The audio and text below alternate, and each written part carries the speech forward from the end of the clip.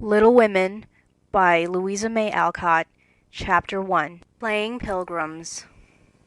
"Christmas won't be Christmas without presents," grumbled Joe, lying on the rug. "It's so dreadful to be poor," sighed Meg, looking down at her old dress. "I don't think it's fair for some girls to have plenty of pretty things and other girls nothing at all," added little Amy with an injured sniff. "We've got Mother and Father and each other," said Beth contentedly from her corner. The four young faces on which the firelight shone brightened at the cheerful words, but darkened again as Joe said sadly, "We haven't got Father, and shall not have him for a long time." She didn't say perhaps never, but each silently added it, thinking of Father far away where the fighting was. Nobody spoke for a minute. Then Meg said in an altered tone, "You know, the reason Mother proposed not having any presents this Christmas was because it is going to be a hard winter for everyone, and she thinks we ought not to spend money for pleasure when our men are suffering so in the army. We can't do much, but we can make our little sacrifices, and ought to do it gladly, but I'm afraid I don't," and Meg shook her head as she thought regretfully of all the pretty things she wanted. "But I don't think the little we should spend would do any good. We've each got $1, and the army wouldn't be much help by our giving that. I agree not to expect anything from Mother or you, but I do want to buy Undine and Sintram for myself. I've wanted it so long," said Joe, who was a bookworm. "I plan to spend mine in new music," said Beth, with a little sigh which no one heard but the hearth brush and the kettle holder. "I shall get a nice box of Faber's drawing pencils. I really need them," said Amy decidedly. "Mother didn't say anything about our money, and she won't wish us to give up everything. Let's each buy what we want and have a little fun. I'm sure we work hard enough to earn it," cried Joe, examining the heels of her shoes in a gentlemanly manner. "I know I do, teaching those tiresome children nearly all day when I'm longing to enjoy myself at home," began Meg in the complaining tone again. "You don't have half such a hard time as I do," said Joe. "How would you like to be shut up for hours with a nervous, fussy old lady who keeps you trotting, is never satisfied, and worries you till you're ready to fly out the window or cry? It's naughty to fret, but I do think washing dishes and keeping things tidy is the worst work in the world. It makes me cross and my hands get so stiff I can't practice well at all," and Beth looked at her rough hands with a sigh that anyone could hear that time. "I don't believe any of you suffer as I do," cried Amy, "for you don't have to go to school with impertinent girls who plague you if you don't know your lessons, and laugh at your dresses, and label your father if he isn't rich, and insult you when your nose isn't nice." "If you mean libel, I'd say so, and not talk about labels as if Papa was a pickle bottle," advised Joe, laughing. "I know what I mean, and you needn't be satirical about it. It's proper to use good words and improve your vocabulary," returned Amy with dignity. "Don't peck at one another, children. Don't you wish we had the money Papa lost when we were little, Joe? Dear me, how happy and good we'd be if we had no worries," said Meg, who could remember better times. "You said the other day you thought we were a deal happier than the King children, for they were fighting and fretting all the time in spite of all their money." "So I did, Beth. Well, I think we are, for though we do have to work, we make fun for ourselves and are a pretty jolly set, as Joe would say." "Joe does use such slang words," observed Amy, with a reproving look at the long figure stretched on the rug. Joe immediately sat up and put her hands on her pockets and began to whistle. "Don't, Joe, that's so boyish." "That's why I do it." "I detest rude, unladylike girls." "I hate affected niminy-piminy chits." "Birds in their nests agree," sang Beth, peacemaker, with such a funny face that both sharp voices softened to a laugh, and the pecking ended for that time. "Really, girls, you are both to blame," said Meg, beginning to lecture in her elderly sister fashion. "You are old enough to leave off boyish tricks, and to behave better, Josephine. It didn't matter so much when you were a little girl, but now you are so tall and turn up your hair, you should remember that you are a young lady." "I'm not, and if turning up my hair makes me one, I'll wear it in 2 tails till I'm 20, cried Joe, pulling off her net and shaking down a chestnut mane. "I hate to think I've got to grow up and be Miss Marsh and wear long gowns and look as prim as a China aster. It's bad enough to be a girl anyway when I like boys' games and work and manners. I can't get over my disappointment in not being a boy, and it's worse than ever now, for I'm dying to go and fight with Papa, and I can only stay at home and knit like a poky old woman." And Joe shook the blue army sock till the needles rattled like castanets, and her ball bounded across the room. Poor Joe, it's too bad, but it can't be helped, so you must try to be contented with making your name boyish and playing brother to us girls," said Beth, stroking the rough head at her knee with a hand that all the dishwashing and dusting in the world could not make ungentle in its touch. "As for you, Amy," continued Meg, "you are altogether too particular and prim. Your airs are funny now, but you'll grow up an affected little goose if you don't take care. I like your nice manners and refined ways of speaking, when you don't try to be elegant, but your absurd words are just as bad as Joe's slang." "If Joe is a tomboy and Amy a goose, what am I, please?" asked Beth, ready to share the lecture. "You're a dear and nothing else," answered Meg warmly, and no one contradicted her, for the mouse was the pet of the family. As young readers like to know how people look, we will take this moment to give them a little sketch of the four sisters who sat knitting away in the twilight while the December snow fell quietly without and the fire crackled cheerfully within. It was a comfortable old room, though the carpet was faded and the furniture very plain. For a good picture or two hung on the walls, books filled the recesses, chrysanthemums and Christmas roses bloomed in the windows, and a pleasant atmosphere of home peace pervaded it. Margaret, being the eldest of the four, was 16 and very pretty, being plump and fair with large eyes, plenty of soft brown hair, a sweet mouth, and white hands of which she was rather vain. 15-year-old Jo was very tall, thin, and brown, and reminded one of a colt, for she never seemed to know what to do with her long limbs, which were very much in her way. She had a decided mouth, a comical nose, and sharp gray eyes, which appeared to see everything, and were by turns fierce, funny, or thoughtful. Her long, thick hair was her one beauty, but it was usually bundled into a net to be out of her way. Round shoulders had Jo, big hands and feet, a fly-away look to her clothes, and the uncomfortable appearance of a girl who was rapidly shooting up into a woman and didn't like it. Elizabeth, or Beth as everyone called her, was a rosy, smooth-haired, bright-eyed girl of 13, with a shy manner, a timid voice, and a peaceful expression which was seldom disturbed. Her father called her Little Tranquillity, and the name suited her excellently, for she seemed to live in a happy world of her own, only venturing out to meet the few whom she trusted and loved. Amy, though the youngest, was a most important person, in her own opinion at least. A regular snow maiden with blue eyes and yellow hair curling on her shoulders, pale and slender, and always carrying herself like a young lady mindful of her manners. What the characters of the four sisters were we will leave to be found out. The clock struck 6, and having swept up the hearth, Beth put out a pair of slippers down to warm. Somehow the sight of the old shoes had a good effect upon the girls. Her mother was coming, and every one brightened to welcome her.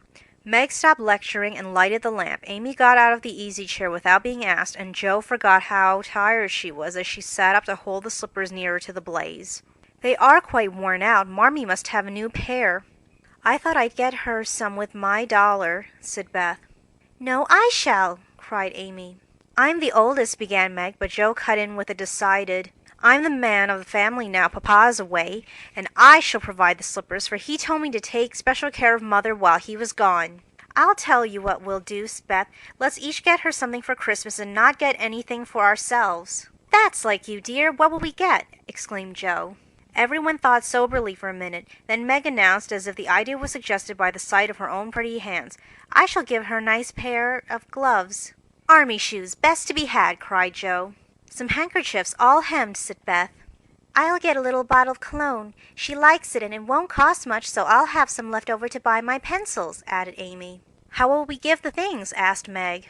"Put them on the table and bring her in and see her open the bundles. Don't you remember how we used to do it on our birthdays?" answered Jo. "I used to be so frightened when it was my turn to sit in the big chair with the crown on and see you all come marching round to give the presents with a kiss. I liked the things and the kisses, but it was dreadful to have you sit looking at me while I opened the bundles," said Beth, who was toasting her face and the bread for tea at the same time. "Let Marmee think we are getting things for ourselves, and then surprise her. We must go shopping tomorrow afternoon, Meg. There is so much to do about the play for Christmas night," said Jo, marching up and down with her hands behind her back and her nose in the air. "I don't mean to act any more after this time. I'm getting too old for such things," observed Meg, who was as much a child as ever about dressing up frolics. "You won't stop, I know, as long as you can trail round in a white gown with your hair down and wear gold-paper jewelry. You're the best actress we've got, and there'll be an end of everything if you quit the boards," said Jo. "We ought to rehearse tonight. Come here, Amy, and do the fainting scene, for you are as stiff as a poker in that." I can't help it. I never saw anyone faint, and I don't choose to make myself all black and blue, tumbling flat as you do. If I can go down easily, I'll drop. If I can't, I shall fall into a chair and be graceful. I don't care if Hugo does come at me with a pistol," returned Amy, who was not gifted with dramatic power, but was chosen because she was small enough to be borne out shrieking by the villain of the piece. "Do it this way. Clasp your hands so, and stagger across the room, crying frantically, 'Rodrigo, save me, save me!' And away went Joe with a melodramatic scream which was truly thrilling. Amy followed, but she poked her hands out stiffly before her and jerked herself along as if she went by machinery, and her "ow" was more suggestive of pins being run into her than of fear and anguish. Joe gave a despairing groan, and Meg laughed outright, while Beth let her bread burn as she watched the fun with interest. "It's no use. Do the best you can when the time comes, and if the audience laughs, don't blame me. Come on, Meg." Then things went smoothly, for Don Pedro defied the world in a speech of 2 pages without a single break. Hagar the witch chanted an awful incantation over her kettle full of simmering toads with weird effect. Rodrigo rent his chains asunder manfully, and Hugo died in agonies of remorse and arsenic with a wild "ha-ha." "It's the best we've had yet," said Meg, as the dead villain sat up and rubbed his elbows. "I don't see how you can write and act such splendid things, Joe. You're a regular Shakespeare," exclaimed Beth, who firmly believed that her sisters were gifted with wonderful genius in all things. "Not quite," replied Joe modestly. "I do think The Witch's Curse, an operatic tragedy, is a rather nice thing, but I'd like to try Macbeth if we only had a trapdoor for Banquo.